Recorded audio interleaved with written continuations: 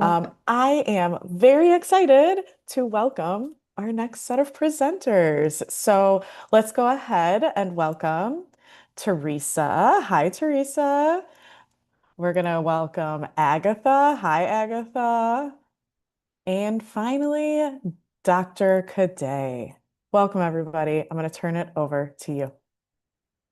Hello, thank you, Greer. Thank you, everyone, for being here on the final day of our Rethinkability Summit. We really appreciate you being here.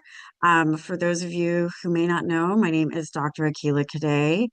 My pronouns are bad bitch or she, her. I'm sitting in Oakland, California at my desk with my book behind me and my cute dog who's passed away, my little angel dog. I have golden long braids that rest on one side of me, and I'm wearing a white t-shirt that says, remember to use your spoons for ice cream, which is the official shirt for the Rethinkability Summit, and a reminder of taking care of ourselves with what our bodies go through. I'm a very proud disabled Black woman, and I live with Ehlers-Danlos syndrome, along with lots of other rare conditions that make me amazing.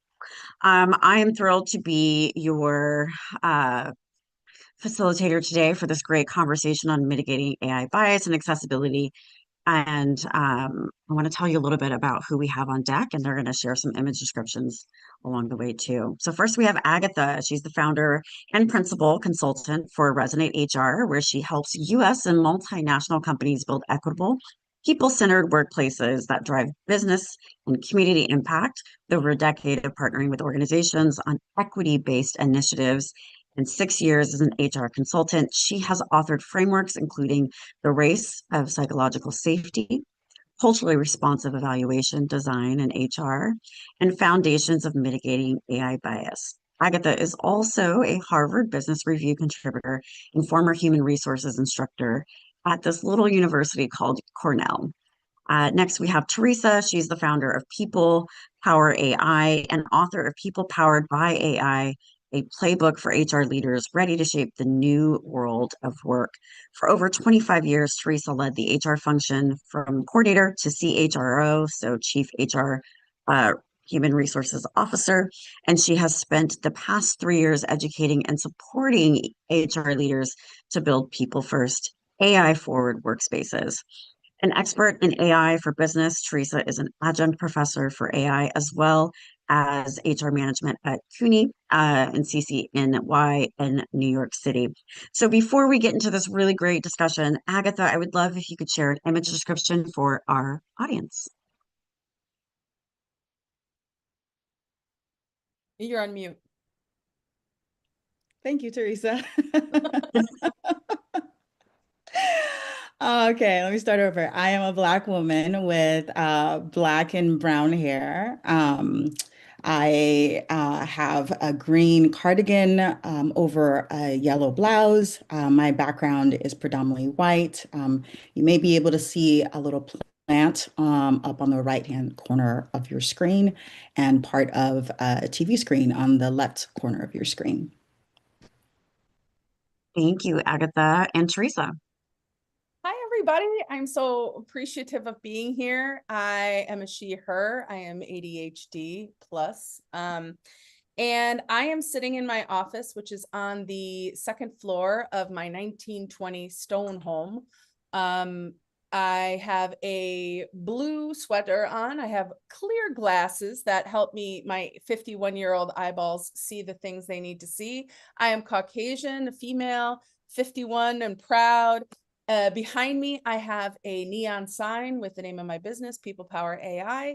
And over my left shoulder, I have a snake plant, which is wonderful because they're impossible to kill, and some pictures and some things that around me that smell good to keep me excited about the upcoming fall weather here in the Northeast. I just want you to know, if you believe, it is actually possible. My plant just died. You got to work hard at it. I just realized that in the background. But hey, life, it happens. So thank you both for the image descriptions. You will be getting humor along the way because that's how I navigate chronic pain. So It's here. AI is taken over, and it's constantly changing how we show up in spaces and places, how we work, how we communicate, how we manage people. It'd be great to hear about what you feel are interesting or exciting things with AI. We'll start off with Agatha. We'll move on to Teresa. Yeah, I think personally, technology can really be such an enabler of accessibility if we're really intentional and conscientious about never leaving anyone behind. So, for example, something I'm really excited about that I've learned about kind of recently is Microsoft recently they developed this app called Seeing AI. And it's an app that actually is designed for visually impaired members or members of the visually impaired community. And it audibly describes the world around users, including people, their facial expressions, approximate age, objects, colors, text, et cetera, et cetera. And what excites me most about this app really is the fact that Microsoft was really intentional about including visually impaired software developers at the inception of the app, as opposed to what we normally hear, which is bringing folks in for input and feedback long after the design process has begun. So that's one of the real world examples of um, of AI tools that I'm really excited about right now. Yeah, Teresa. it's funny. That was one that came to mind for me too, as well as two others. But I think for my backtrack on what's exciting or interesting that's happening right now is I feel like we're really, um, I hope that there is a meaningful challenge. I sort of feel it in this context around moving from hype to actual thoughtful habits that support people where they need support. Some app, if we're going to talk about tools specifically, Seeing AI mentioned Access Now is a great one for identifying different accessibility places in different city states, really helpful.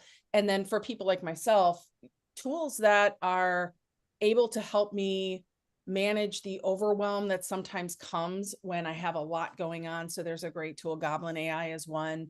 There's a few others that really kind of help with breaking things down into bite-sized chunks in a way that is really constructive and helps more neurodivergent brains map through the ways to get things done. And so I really love seeing that. I think what's exciting to me about AI, this thing that I've been learning for the past 3 years, is it's really, I think there's the possibility through, as Agatha said, intentionality, but there's the possibility of helping people who wouldn't have the capability or access or ability to explore certain things, storytelling in a unique way, design in a unique way, as long as we're thoughtful about it. But I just think giving people, opening a door to possibility that didn't exist for them before is something that's really change. It can create some really impactful change. I have a quick story if we have the time for it, like three. Please. So there's a movie, and I'm not sure if people have heard of this, but it's called The Life of Ibiza. The Life of, I will look it up and I'll put it in the chat. I can't pronounce his last name. It's out of Sweden, or it's out of a European country.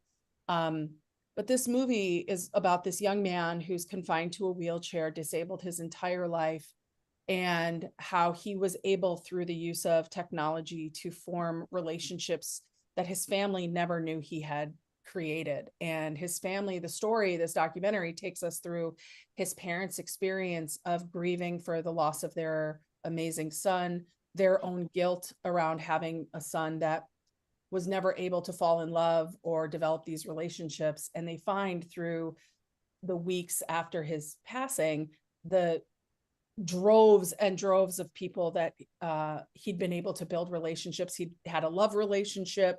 He'd gotten accused of cheating in that love relationship. And they were able to have this really like beautiful experience around recognizing that just because their son didn't live the life the way that they were used to living it didn't mean that he didn't have an experience that was so worthwhile. And and so full of joy. So to me, the thank you so very much, Kendra. I appreciate that. It is such a great movie, and I highly recommend it, just in terms of seeing the possibilities around technology and AI for those that are disabled.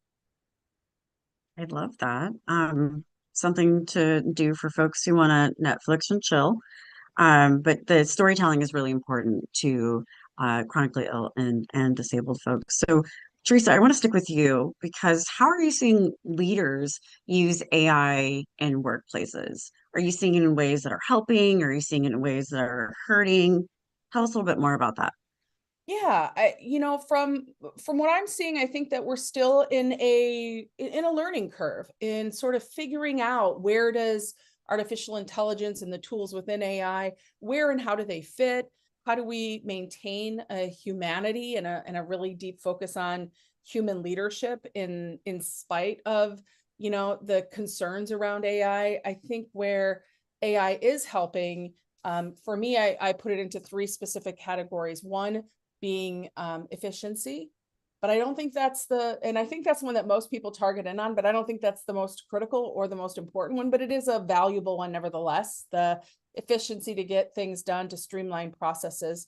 The second one is really about insights and the capability to deeply understand what we see and what we don't see in data that we have. I know from my background as an HR leader for 25 years, there were always tons of data around us, but I wasn't skilled or schooled in how to analyze that data. And for about 10 years now, it's been this push to get HR leaders to become data analysts. And I think with AI, we don't necessarily have to take that leap. I took the classes, I took the general assembly, how to use Tableau and and it just flew above me.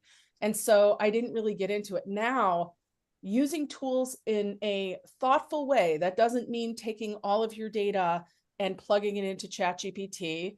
That doesn't even mean taking your independent data that you want to be sectioned off apart from any other data and putting it into ChatGPT. There are tools that work for different functions, but the ability to use natural language processing, different functions of AI to get the greatest data out of it is just, to me, so game changing around how we look at our employee population, how we support different types of our population that have different needs, how we really call some of that out. So those are two aspects that I think are that really make change. The third one is about connection and culture building, where those two first things combined, I do believe, can create space for us to lead in a more human way, to get back to the focus of where we want to spend time on, which is the wants versus just the needs. But I do think it does come with some challenges. I do think there's a lot of conversation, and should be, around this sort of cognitive gap, that we don't want people over reliant on generative AI tools. I had a workshop yesterday, and one of the conversations that came around, like, I'm afraid I'm starting to use it for just everything. And so I think there is a place and a space to kind of call back and be cautious and thoughtful about, before we jump into a generative AI, not only do we need to think about not putting in personally identifiable information or proprietary information, but I also think we need to ask ourselves, is this something that would happen more quickly if I just did it without the generative AI tool? So there's a use in a cases, but that's sort of what I'm seeing. I'm curious, with Agatha, what are you seeing in that area? A lot of what you mentioned is resonant for me. The other bit that I'm seeing too, it's really exciting. I think we live in a world, especially in corporate America, where speed and efficiency is rewarded versus folks who maybe move a little bit slower. And so AI allows us to optimize speed and quote unquote efficiency in some regard, right? So I think that that's one piece. The thing that would normally take us maybe hours to do is now taking us about 30 to 45 minutes to do. So I think that that's, potentially a plus, but potentially also a con, right? Because we know that if we're not careful to review the solutions or the recommendations that AI gives us, we may be taking off with solutions and recommendations that are inaccurate they're not quite valid, they're not fully relevant, and they're not research backed, right? And so I think the other piece that is a potential barrier, right, is folks not understanding the primary and secondary sources of the information that AI is using to generate its responses. And then folks not even really knowing how to review for that, right?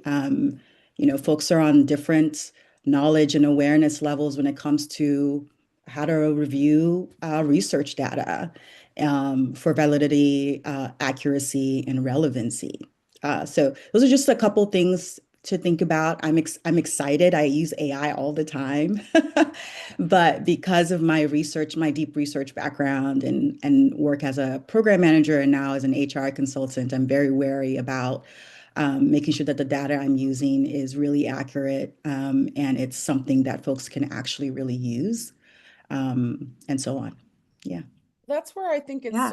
so critical that we understand the tools that we're using in what case, right? Mm-hmm. That if you want your data to be evaluated based on the data itself, using an open tool like a large language model like ChatGPT or Gemini or any of those can be very, very untrustworthy because they're Yeah. also contorting your data and comporting it with its training model, what's on the Mm-hmm. internet, things like that. So finding closed model tools, which are absolutely available in abundance, to get that insight that's a little bit deeper, really, really helpful. Yeah, absolutely. I agree. So I think it's important to note with what the two of you have said. We know there are great things, wonderful opportunities that are there. We have some areas of concern and some things that aren't going so well. I am very public about the fact that I hate a lot of things about AI. I think there's pros in it, but I'm not a big fan because as a society, we have not prepared people how to use it. We have people who don't have critical thinking skill sets and they don't know how to be just like Agatha to make sure there's fact checking that's happening in there. Another big problem we have to think about is outlier data. So we think about inclusion with AI. Outlier data essentially means there's an overcorrection into person who's visually impaired, the person who is deaf, the person who uses a wheelchair. But when it comes to dynamic disability, so um, visible, invisible, apparent, non-apparent disabilities, we are kind of left out of that equation, which leads me to something that's really important. With AI, there's more data we have access to if used appropriately. And that means people can wholeheartedly make a choice to not use that data at all to make sure those with more intersectionality in the workplace are supported. So let's pivot and talk about intersectionality, which is a term coined by Kimberly Crenshaw, and it just means the intersection of our identities. We cannot talk about bias in AI without talking about intersectionality. So, for example, I am a Black person, I am a woman, and I am disabled. Those are three parts of my intersectionality that will determine the systems and structures that we live in the AI world, the systems and structures that we live in the workplace and society and so forth. So we need to, when we think about AI, is that we need to bring in the BS, right? So because there's a lot of BS in AI, and it's the bias. See what I did there? AIBS. It spells bias. So we are in positions, particularly as disabled folks and chronically ill folks, where we can be excluded and we can be an afterthought or treated differently as a result of our intersectionality, further compounded by AI and AI tools. So, with that said, in what ways are you seeing bias show up when we think about our disabled community? And Agatha, I'd like to start with you and what you're seeing with leaders and managers using AI to solve workplace conflict or any discrepancies when it comes to managing folks with chronic illness and or disability. Yeah.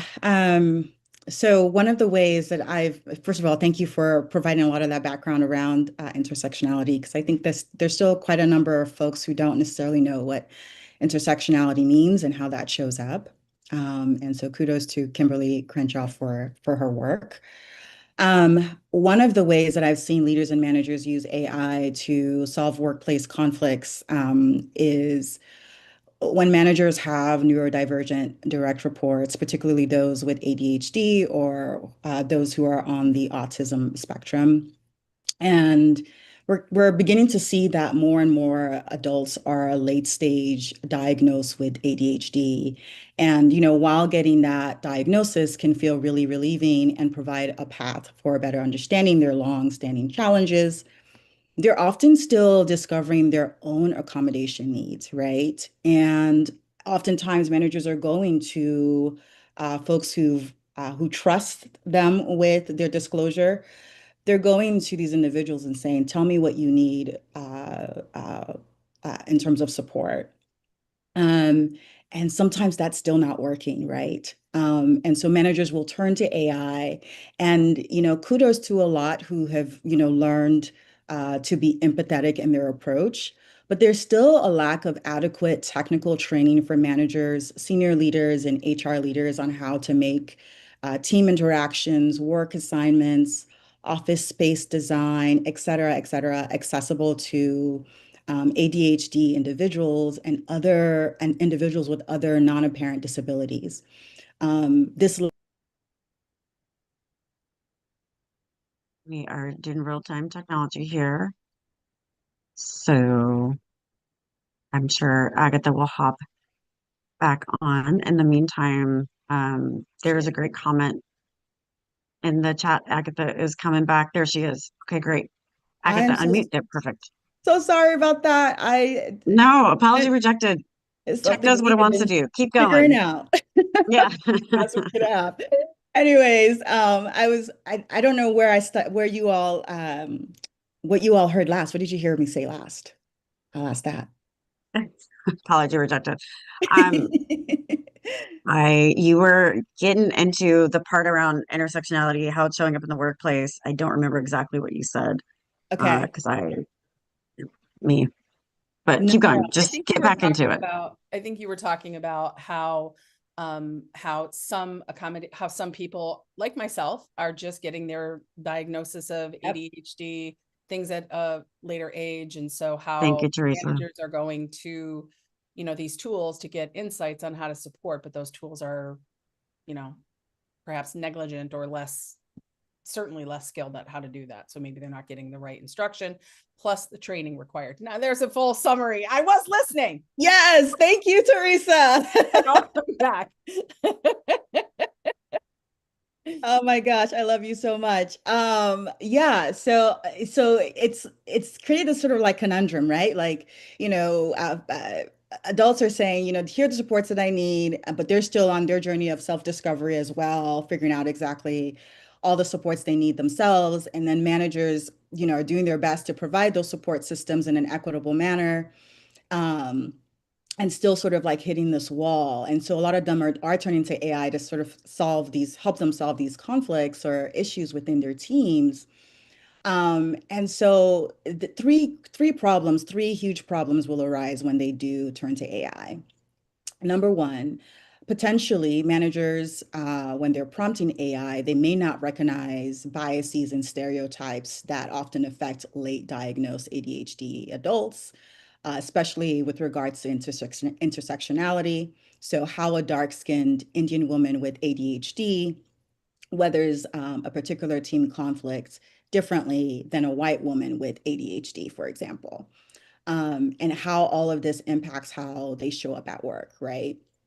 Um, the second thing is some managers may or may not know, I think I mentioned this a little bit earlier, but may or may not know how to check for the validity and accuracy of AI's responses to their prompts, such as reviewing for primary and secondary sources, and also socio-political influences on the data that they're seeing as well. So I think we've got to really be mindful of that in the climate that we are in right now in the US.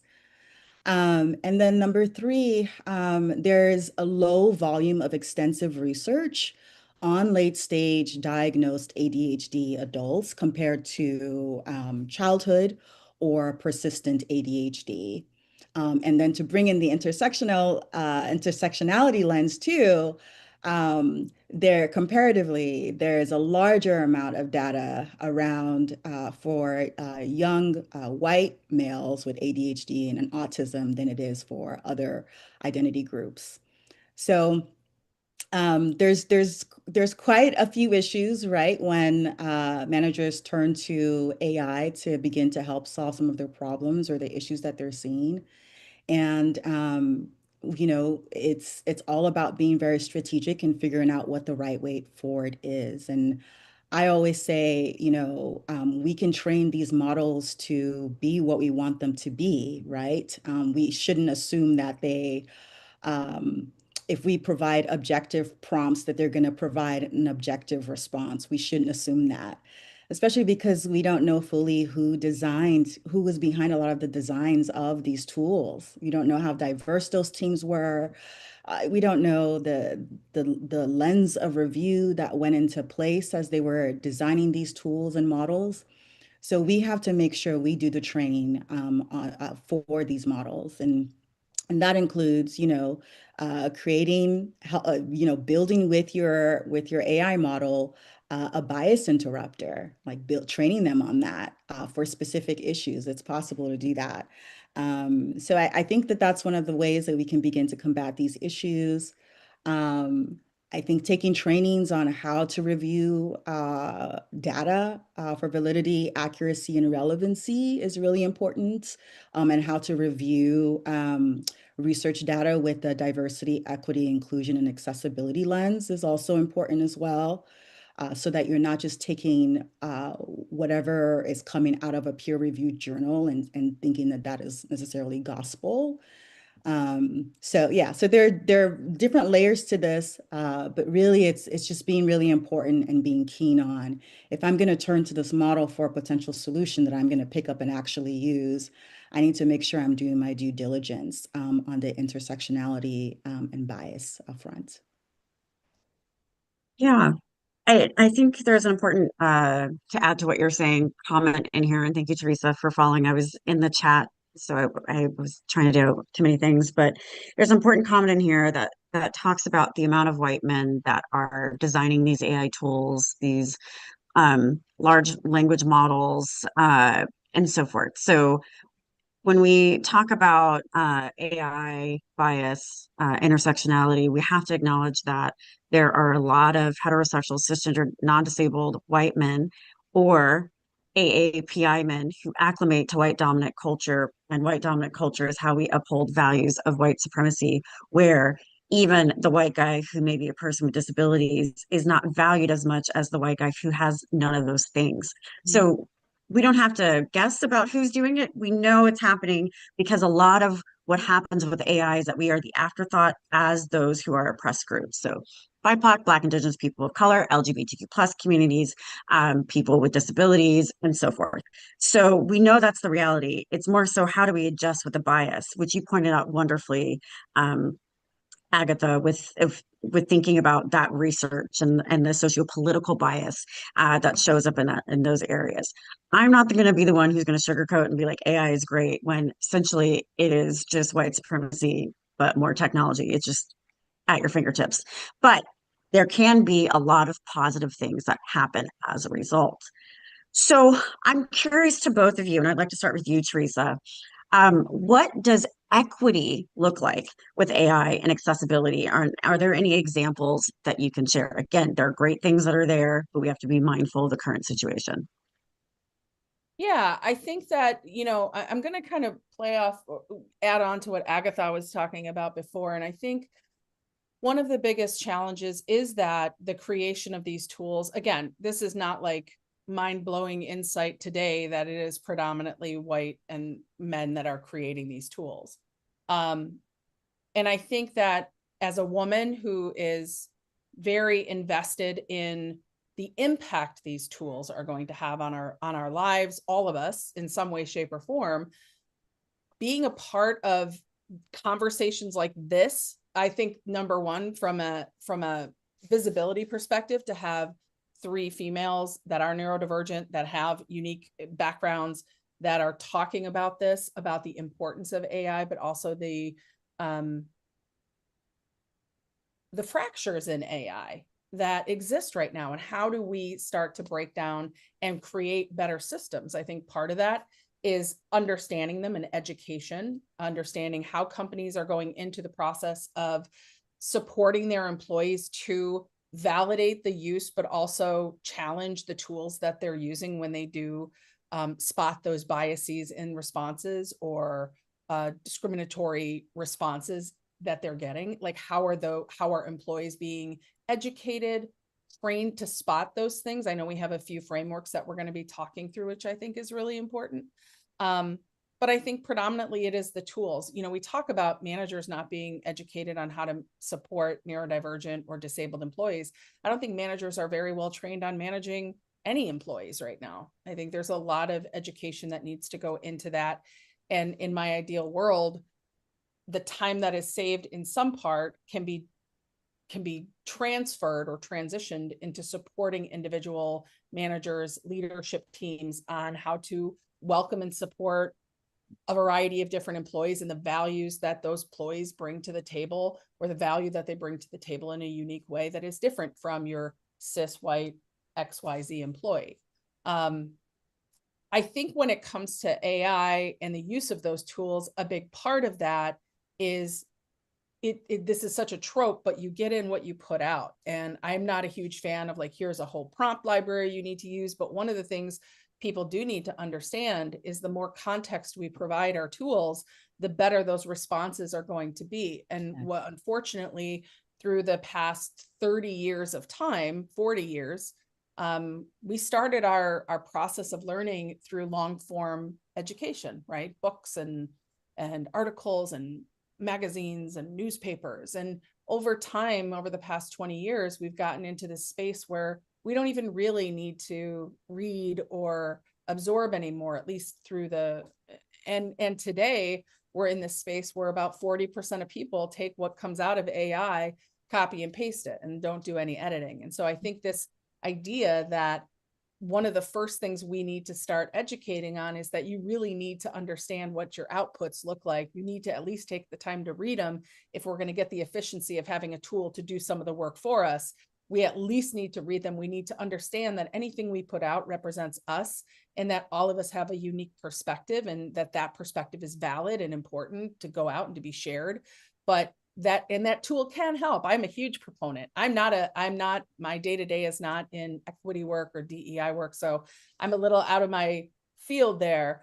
But on the AI side, I truly believe that simple ways to support the outputs that you're looking for include simple things like going into your settings. I'd love to see in the chat by a 1 or a 2, how many of you have gone in and actually personalized your settings in your AI tools. 1 if you have, 2 if you haven't.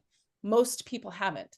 And that's one of the simplest things you can do to go in and personalize your tools, just for the sake of getting more outputs that you want. And in those prompts, in those settings, you can give it some directives like my bias framework, or you can other frameworks that are out there, or even just simple messages to say, include diverse perspectives, including whatever perspectives you think need to be shared, or maybe Dr. Cadet or Agatha have some ideas, things you could put in those settings. But I think there are simple ways that these tools do respond to the way that we ask them to, but we are not asking enough, and we are not providing enough context oftentimes. Mm-hmm.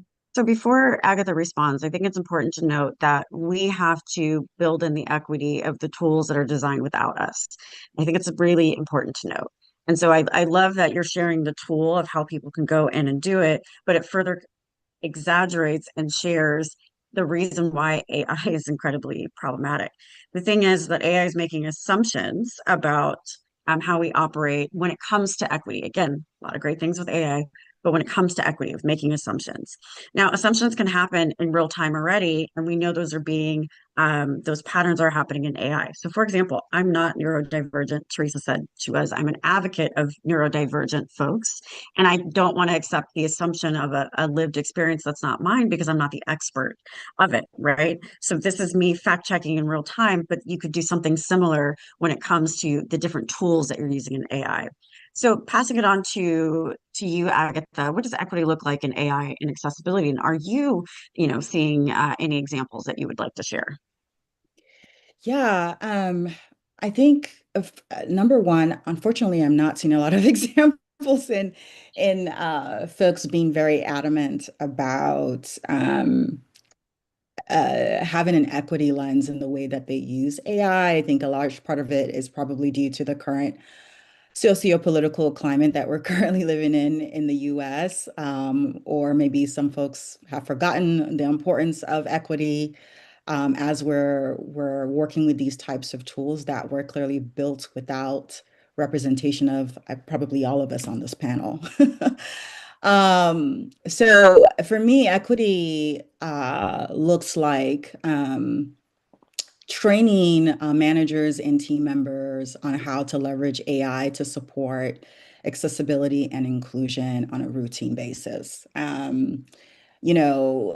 have onboarding that we do regularly with our teams. If we know that our teams are already using AI, we need to make sure we're also training them on AI accessibility as well. Right. So training folks on how to train their AI models on interrupting common perception biases for neurodivergent individuals, for example, as it relates to team functions, giving and receiving feedback. That's a big one. Meetings, assignments, deadlines, presentations.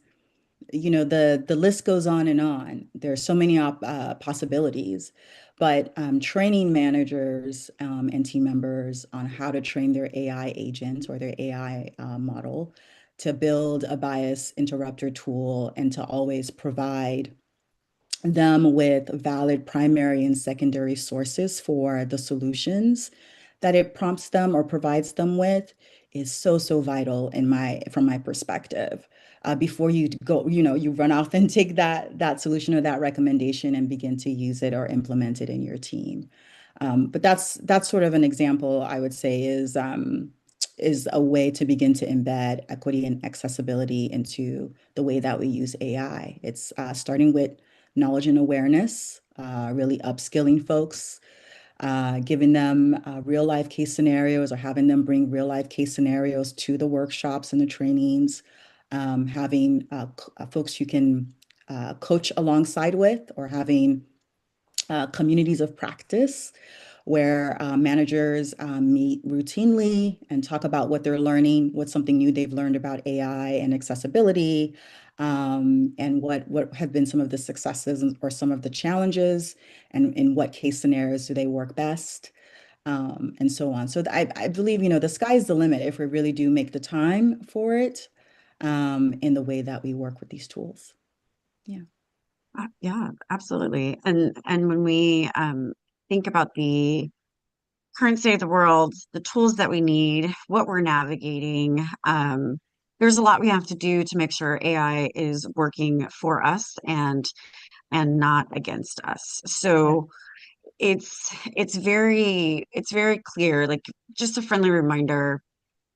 George Floyd was murdered May 25th, 2020. And so many bias workshops happened in so many different workplaces and spaces. You tuning in today may have gone through one of them. We moved forward 2.5 years afterwards, and people no longer wanted to talk about bias. People no longer wanted to talk about the murder of George Floyd. People didn't want to do stuff for disability. We were still fighting for that A and accessibility to be in there. And what did accessibility mean? And then we have this boom of AI. Bias has never been addressed as human beings, and it's still something to be worked on. And now we're moving forward and very fast in the world of AI. So part of what everyone needs to take away from today is that the bias is still there, and we have to continually empower ourselves to know how to use these tools appropriately. So with what's been outlined today, there's a clear need for non-disabled individuals to engage with AI in a way that empowers rather than replaces, erases, or disempowers the chronically ill and disabled community. So what tools do you have that anyone can use to make sure that AI supports disabled people? Let's start with Teresa and wrap with Agatha. Sure. So I think number one, I'll say this, just from our conversation today, there's more research I need to do. And I really think it's important that we all take stock of like the frame with which we are looking out, and that there is a much wider view beyond that, and figuring out how to navigate through that. That being said,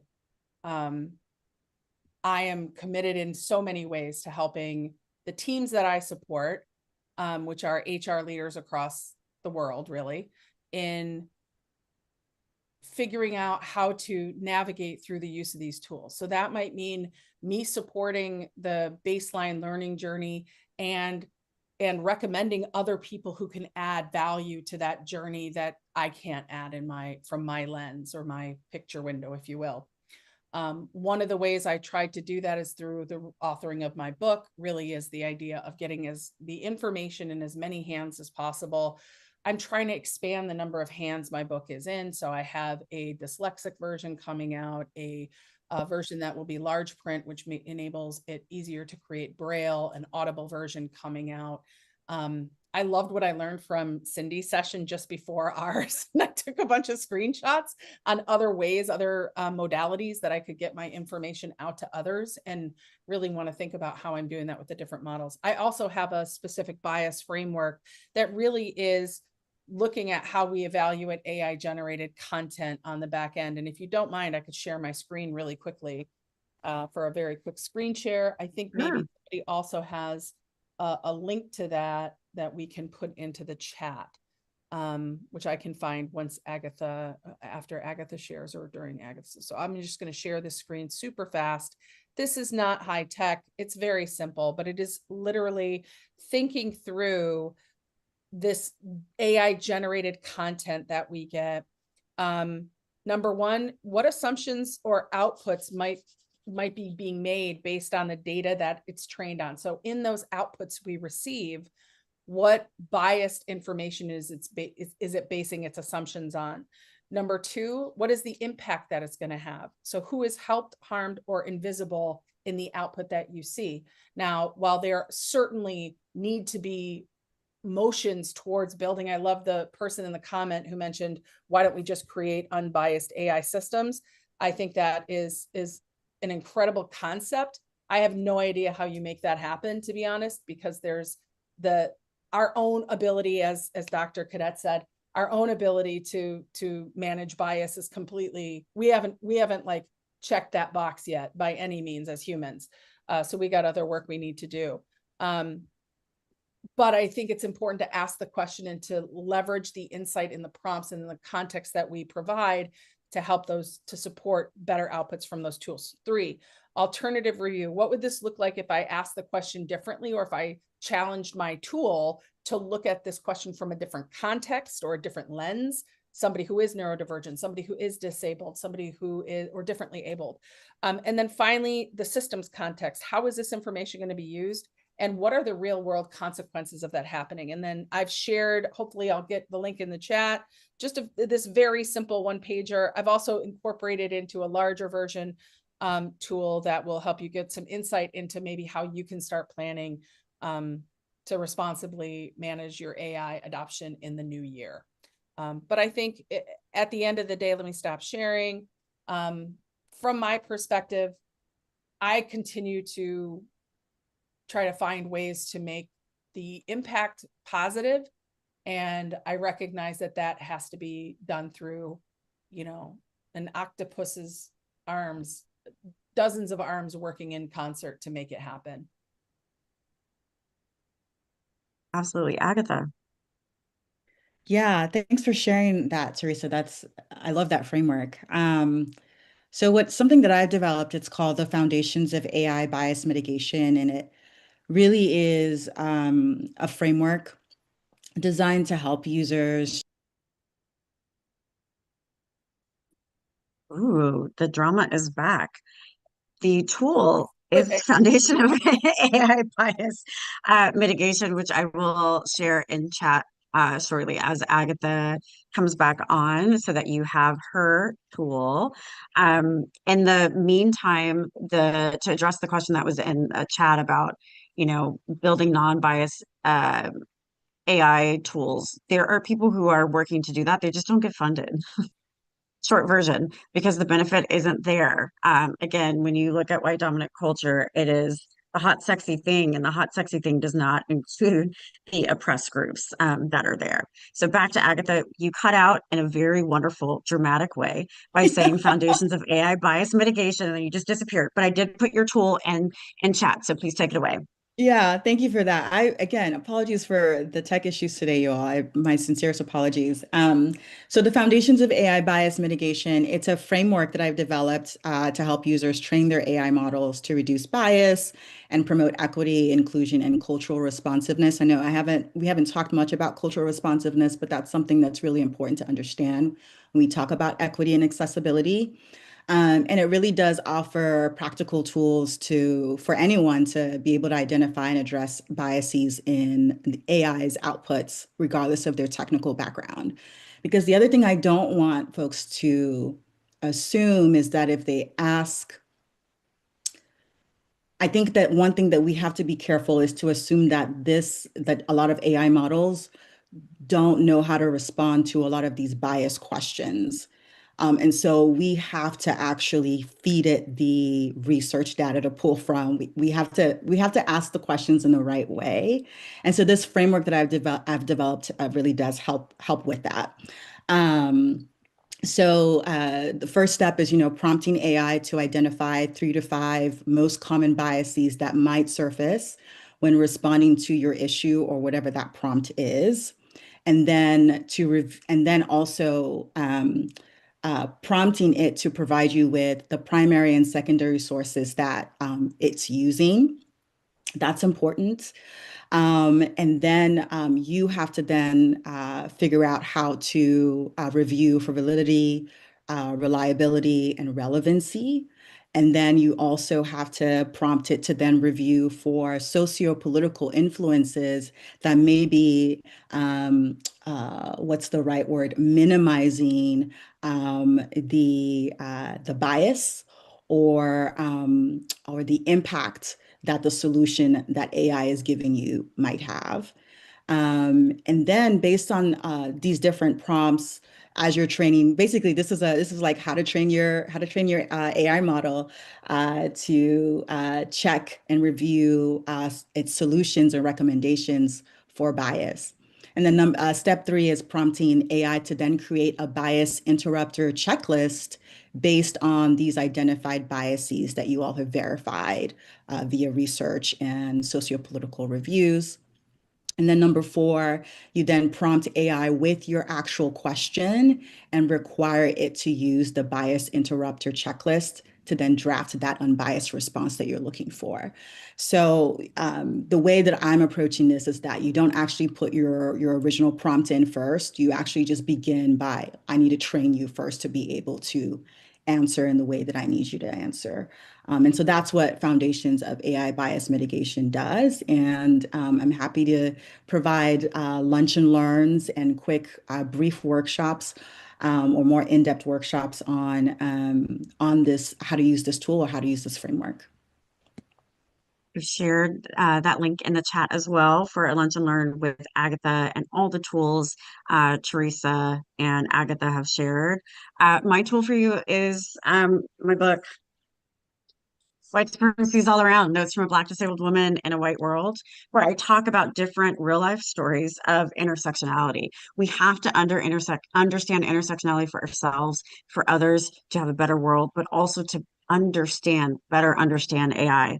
The second tool I want to share with you is minus AI. In any search tool, you put in what you're looking for, space minus AI, and you won't have to have unnecessary AI stuff come up, and it saves you time for the fact checking that's there. Again, use AI tools responsibly, resourcefully, but just know if things do not change with AI, the jobs that AI is taking over will be yours because you are disabled or chronically ill, or will be yours because you are BIPOC, because we know AI is taking jobs from entry level and mid level jobs. So we have to find a way to use it in a way that allows us to still thrive as our beautiful selves. And for those of you in the workplace who have to use AI tools, think about ways in which bias and bias education training can happen, or sharing tools in that space so it is not removing you from the situation or your job, but working collectively together to benefit them, just like that heterosexual, non-disabled, cisgender white dude. So with that said, thank you for the questions in the chat. Thank you for this very important conversation. Thank you, Teresa. Thank you, Agatha. And remember, all you have to do is just keep being amazing in this world that may try to erase you. We're here, we're powerful, and we're going to keep being amazing. Thank you. Back to you, Greer. Thanks. That was a wonderful conversation, and we will be taking a short little break. See you back here soon.